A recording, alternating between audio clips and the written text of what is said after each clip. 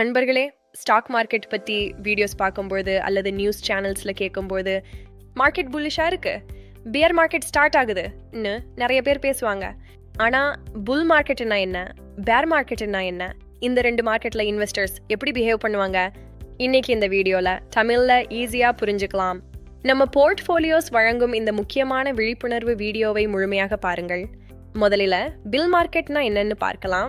Stock market overall upward ட்ரெண்ட்ல இருக்கும் சிச்சுவேஷனை தான் இப்படி சொல்வோம். அதாவது ஸ்டாக்ஸ் ப்ரைஸஸ் தொடர்ந்து ஏறும். இந்த நேரத்தில் இன்வெஸ்டர் கான்ஃபிடன்ஸ் ரொம்ப ஸ்ட்ராங்காக இருக்கும்.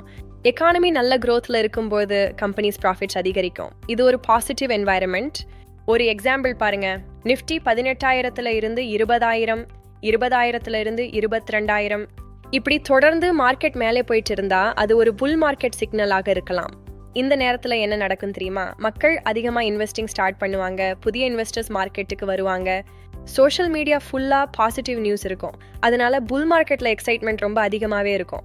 ஆனால் ஒரு விஷயம் கவனிங்க, பில் மார்க்கெட்டில் எல்லாரும் சந்தோஷமாக இருப்பாங்க, ஏன்னா போர்ட்ஃபோலியோ பச்சை நிறத்தில் இருக்கும். நம்ம போட்ட பணம் வளருதுன்னு பார்க்கும்போது யாருக்கு தான் பிடிக்காது. ஆனால் இதுலேயும் சில ஆபத்துகள் இருக்குது. விலை ஏறிட்டே இருக்குன்னு கண்ணை முடிக்கிட்டு எல்லா காசையும் முதலீடு செய்யக்கூடாது. நிதானம் தேவை. சில சமயம் ஸ்டாக்ஸ் அதோட உண்மையான மதிப்பை விட அதிகமாக ஏறிடும். அப்போ கவனமாக இருக்கணும். So optimism, growth and rising prices, இதுதான் புல் மார்க்கெட்டோட அடையாளம். இதை புரிஞ்சுக்கிட்டீங்களா? சரி நண்பர்களே, அப்படின்னா பேர் மார்க்கெட்னா என்ன, இதையும் நம்ம தெளிவாக தெரிஞ்சுக்கணும். பேர் மார்க்கெட்னா ஸ்டாக் மார்க்கெட் ஓவரால் டவுன்வர்ட் ட்ரெண்டில் இருக்கும் சிச்சுவேஷனை குறிக்கும். அதாவது ஸ்டாக்ஸ் ப்ரைசஸ் தொடர்ந்து ஃபால் ஆகும், சந்தையில் பயமும் கவலையும் அதிகமாக இருக்கும். இதுக்கு பல காரணங்கள் இருக்கலாம். எகனாமிக் ஸ்லோடவுன் அல்லது ஹை இன்ஃப்ளேஷன் ஒரு முக்கிய காரணம். வார் சிச்சுவேஷன் அல்லது குளோபல் ரிசெஷன் ஃபியர் கூட மார்க்கெட்டை கீழே தள்ளலாம். கம்பெனி ப்ராஃபிட்ஸ் கூட கம்மியாகலாம். ஒரு எக்ஸாம்பிள் பாருங்க. நிஃப்டி 22,000 இருந்து 21,000, பிறகு 20,000, 19,000 இப்படி தொடர்ந்து ஃபால் ஆகிட்டே இருந்தா அது ஒரு பேர் மார்க்கெட் சிக்னலாக இருக்கலாம். இது பயப்பட வேண்டிய நேரமா? இந்த நேரத்தில் இன்வெஸ்டர்ஸ் ஃபியர் ஆகிடுவாங்க.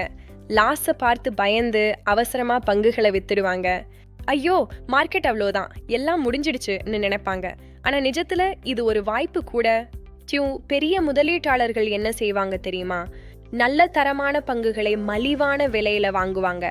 பேர் மார்க்கெட்டில் பொறுமை ரொம்ப முக்கியம். இது எப்போ முடியும்னு யாராலும் சொல்ல முடியாது, ஆனால் கண்டிப்பாக முடியும். வரலாற்றை பார்த்தா ஒவ்வொரு வீழ்ச்சிக்கு அப்புறமும் மார்க்கெட் இன்னும் வேகமாக மேலே போயிருக்கு. அதை மறக்காதீங்க. So pessimism, fall in prices and opportunity, இதுதான் பேர் மார்க்கெட். இப்போ ரெண்டுக்கும் வித்தியாசம் புரிஞ்சுதா நண்பர்களே? இப்போ ஒரு முக்கியமான விஷயம், ஃபுல்லாக இருந்தாலும் சரி பேராக இருந்தாலும் சரி, நம்ம என்ன செய்யணும்? SIP சிஸ்டமேட்டிக் இன்வெஸ்ட்மெண்ட் பிளான் வழியாக முதலீடு செய்கிறது தான் புத்திசாலித்தனம். மார்க்கெட் மேலே போனாலும் கீழே வந்தாலும் கவலை இல்லை. உங்கள் போர்ட்ஃபோலியோவை டைவர்சிஃபை பண்ணி வைங்க. ஒரே இடத்துல எல்லா பணத்தையும் போடாதீங்க, அது உங்கள் ரிஸ்க்கை குறைக்கும்.